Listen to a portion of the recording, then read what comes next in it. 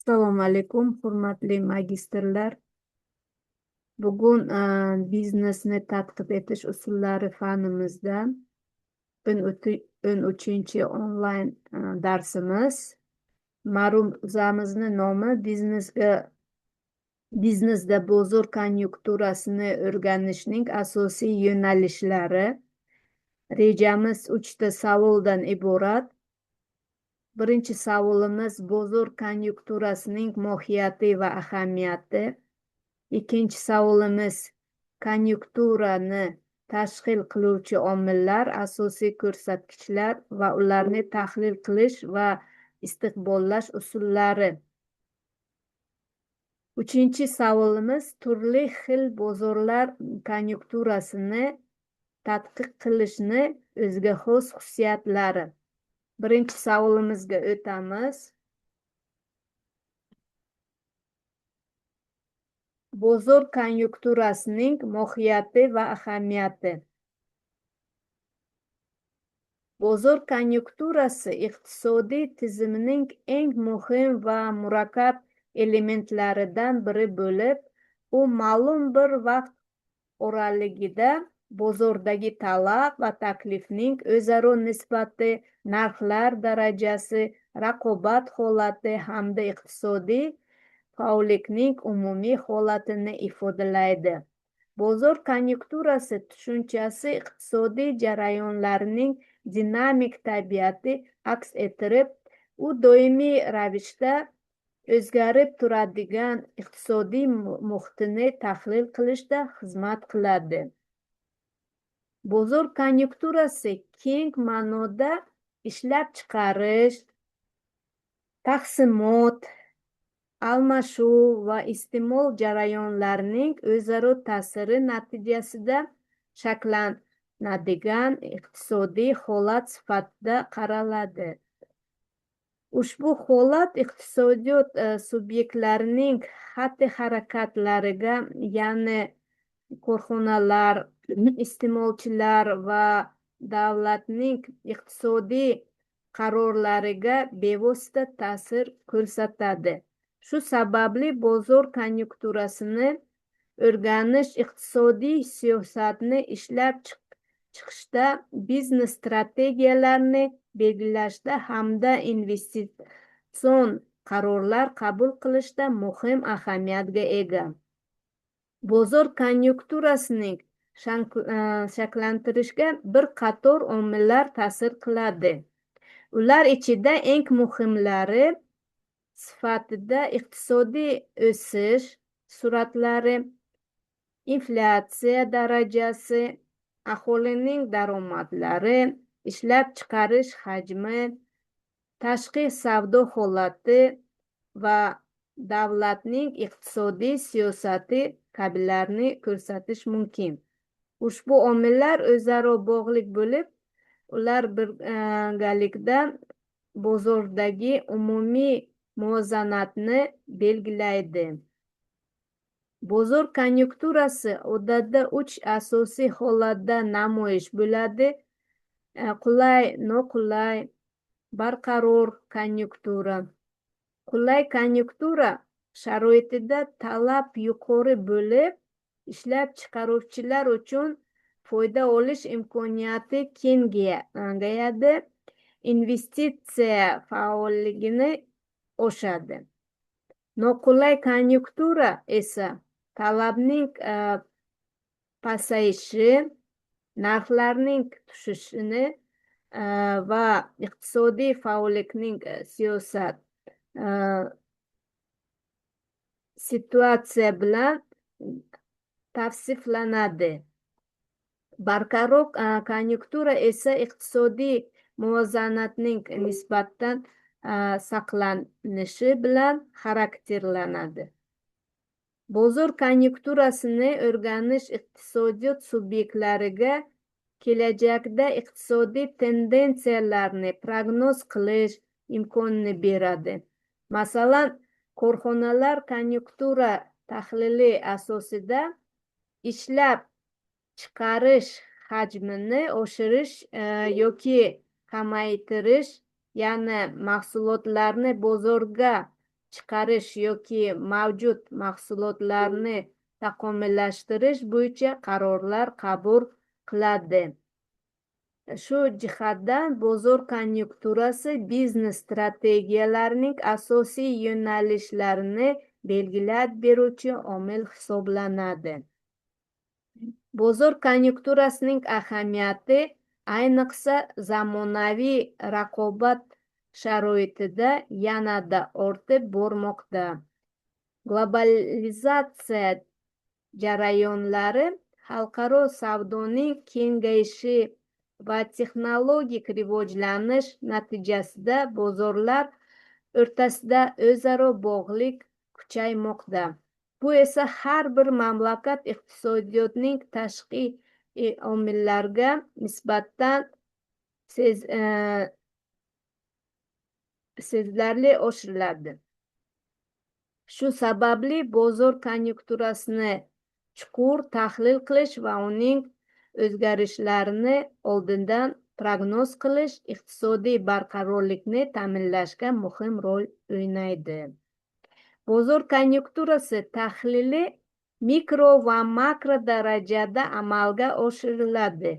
Mikro darajada alohida korxona yoki tarmoqning bozordagi holati o'rganilsa, makro darajada butun milliy iqtisodiyot yoki global bozorlar konjunkturasi tahlil qilinadi.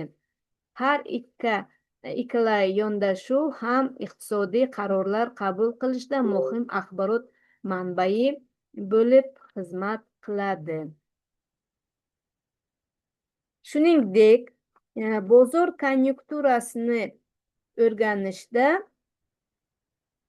strategik ma'lumotlar, iqtisodiy indikatorlar va iqtisodiy modellar keng qo'llaniladi. Masalan, yalpi ichki mahsulot, inflyatsiya indeksi, ishsizlik darajasi va iste'mol narxlari indeksi kabi ko'rsatkichlar konjunkturasining umumiy holatini baholashga muhim ahamiyatga ega.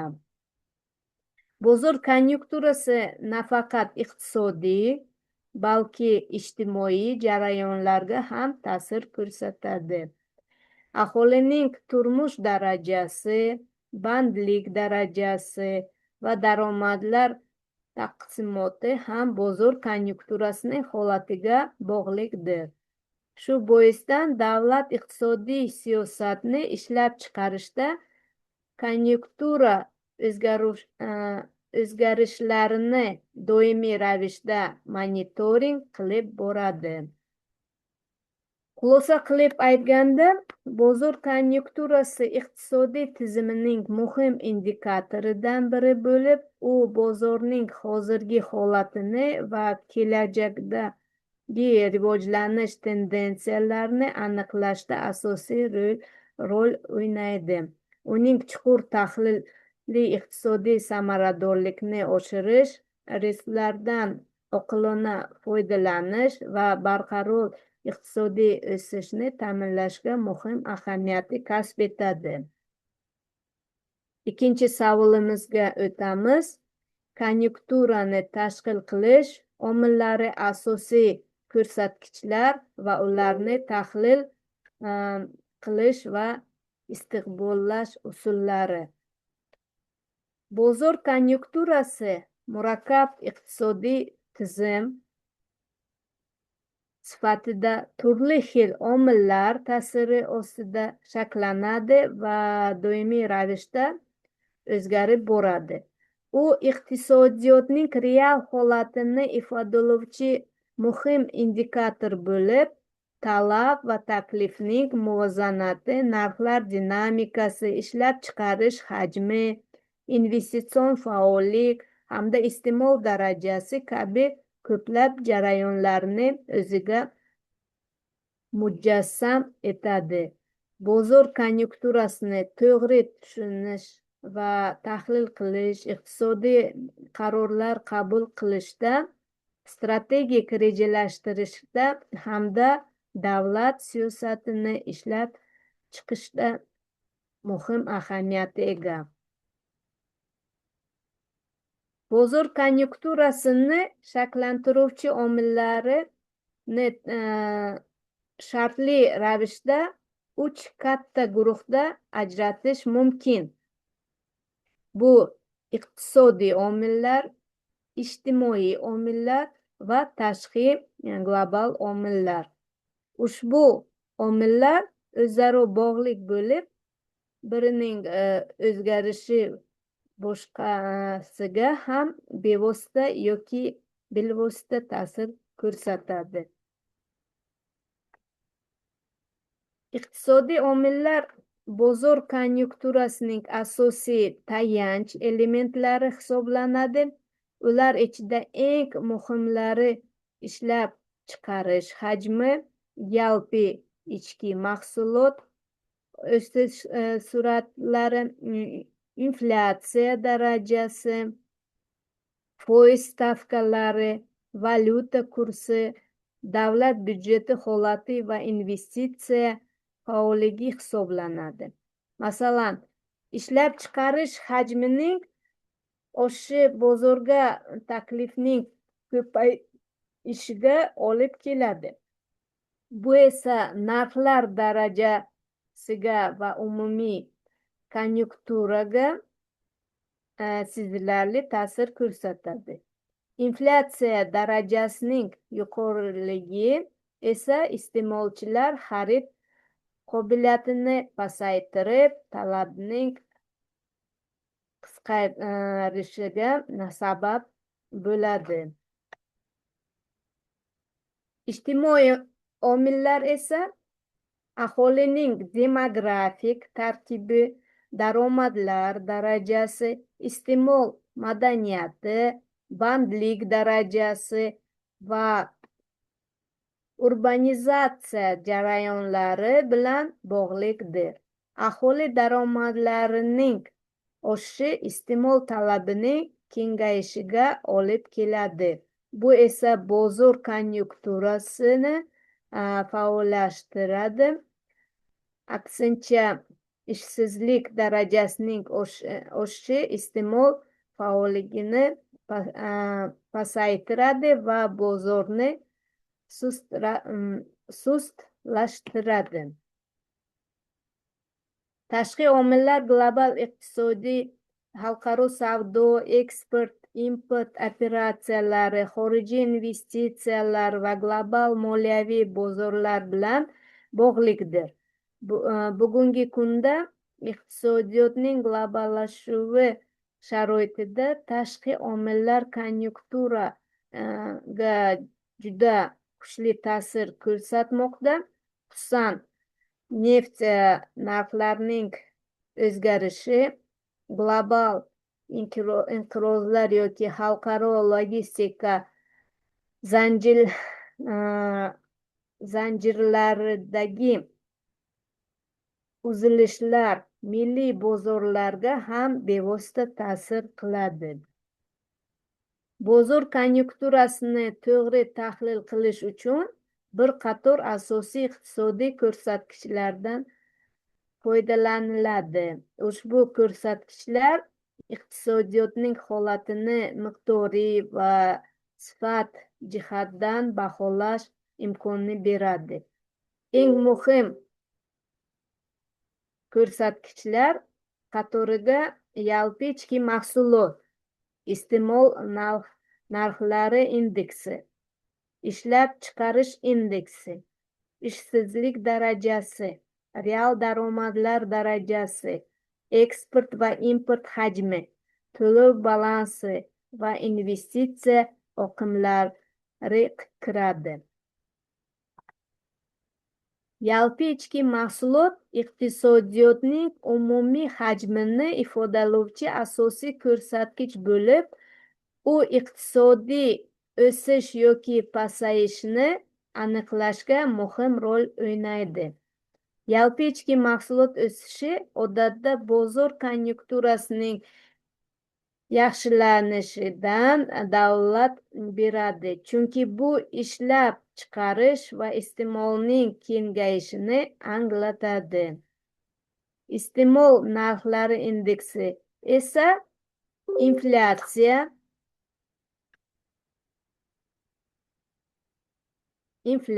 darajasini o'lchashda qo'llaniladi. Ushbu ko'rsatkich orqali bozorda narxlarning umumiy o'rganish aniqlanadi. Narxlarning tez o'sishi konjunkturaning beqarorligini ko'rsatadi. Ishsizlik darajasi mehnat bozoridagi holatni aks ettiradi va iqtisodiy faollikning muhim indikatoridan biri hisoblanadi. Ishsizlikning yuqori darajasi talabning pasayishiga va iqtisodiy faollikning siyosayishiga olib keladi.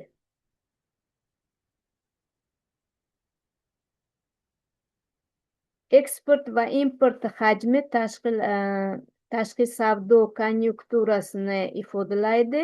Eksportni oshishi milliy ishlab chiqaruvchilarning raqobatbardoshligini ko'rsatadi.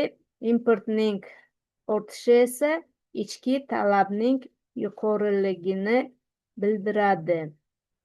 Bozor konjunkturasini tahlil qilish jarayoni bir necha bosqichlardan iborat bo'lib, ular ma'lumotlarni yig'ish, qayta ishlash, iqtisodiy indikatorlarni tahlil qilish va xulosalar chiqaruvchi o'z ichiga oladi.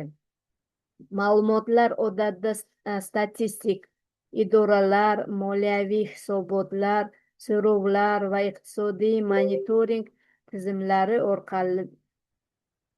orqali olinadi.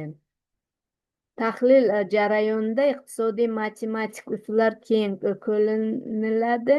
Ular orasida trend tahlili, regressiya tahlili, indeks usullari va balans usullari muhim o'rin tutadi. Trend tahlili iqtisodiy ko'rsatkichlarning vaqt davomida o'zgarish tendensiyasini aniqlashga xizmat qiladi. Regressiya tahlili esa bir necha iqtisodiy omillar o'rtasidagi bog'liqlikni o'rganishga imkon beradi.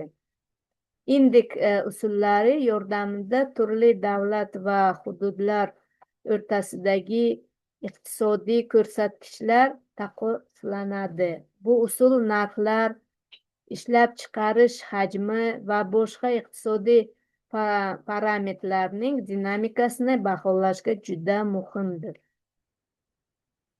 Bozor konjunkturasini tahlil qilish nafaqat mavjud holatini baholash, balki kelajakdagi o'zgarishlarni prognoz qilish uchun ham asos bo'lib xizmat qiladi. Shu sababli iqtisodchilar konjunktura tahlili asosida turli ssenariylar ishlab chiqaradilar va ehtimoliy rivojlanish yo'nalishlarini belgilaydilar.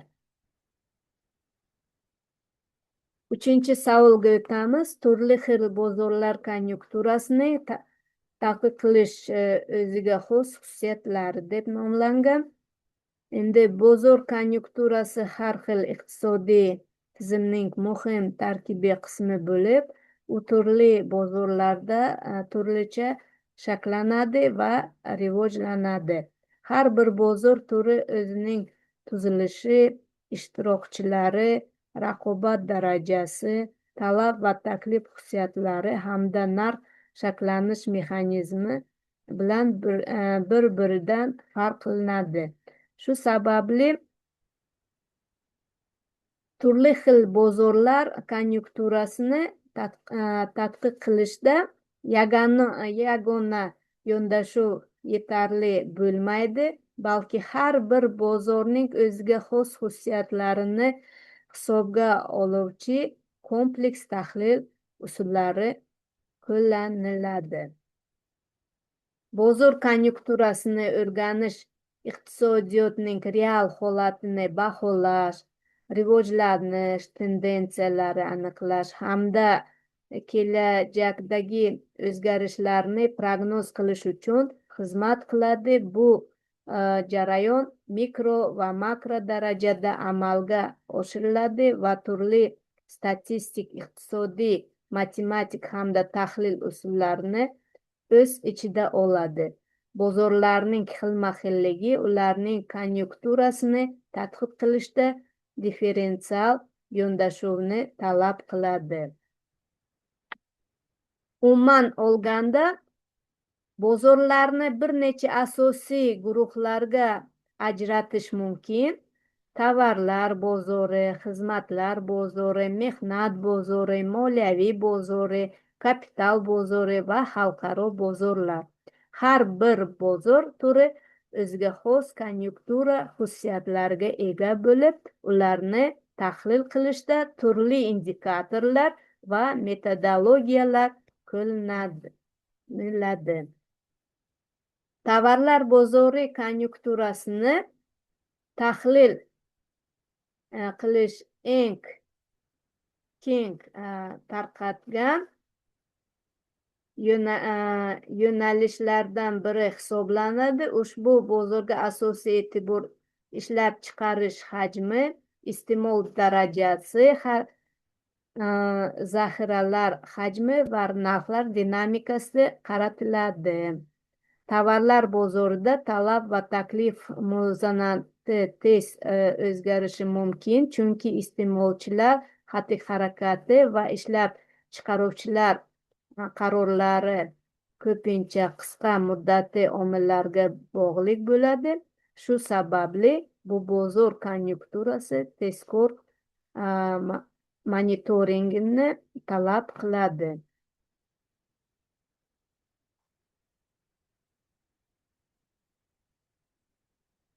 Xizmatlar bozori konjunkturasining tadqiq qilish esa nisbatan murakkabroq bo'lib, bu bozorda moddiy mahsulotlar emas, balki nomoddiy xizmatlar almashinuvi amalga oshiriladi. Xizmatlar bozorida sifat ko'rsatkichlari, mijozlar qoniqishi, xizmat narxlari va raqobat darajasi asosiy indikatorlar sifatida qaraladi. Ushbu bozorning o'ziga xos jihati shundaki, xizmatlar ko'pincha bir vaqtning o'ziga ishlab chiqariladi va iste'mol qilinadi. Bu esa konjunktura tahlilini murakkablashtiradi.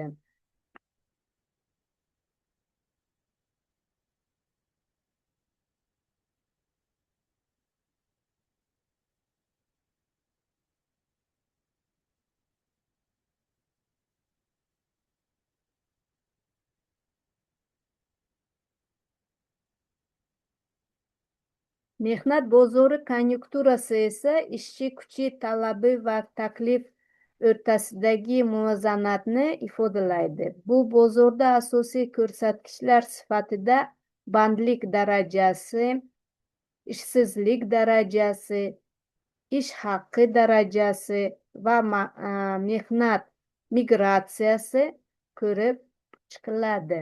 Mehnat bozori konjunkturasi iqtisodiyotning umumiy holatini aks ettiruvchi muhim indikatordan biri hisoblanadi, chunki u bevosita aholining daromadlari va iste'mol darajasiga ta'sir qiladi. Moliya bozori konjunkturasini tadqiq qilish esa eng dinamik va murakkab yo'nalishlardan biridir. Moliya bozorida kapital, qimmatli qog'ozlar, valyuta va kredit risklari aylanadi. Ushbu bozorda narxlar, foiz stavkalari, aksiyalar kursi, valyuta kursi juda tez o'zgaradi. Bu esa konjunktura tahlilini yuqori aniqlikda va tezkor amalga oshirishni talab qiladi. Moliya bozorining konjunkturasi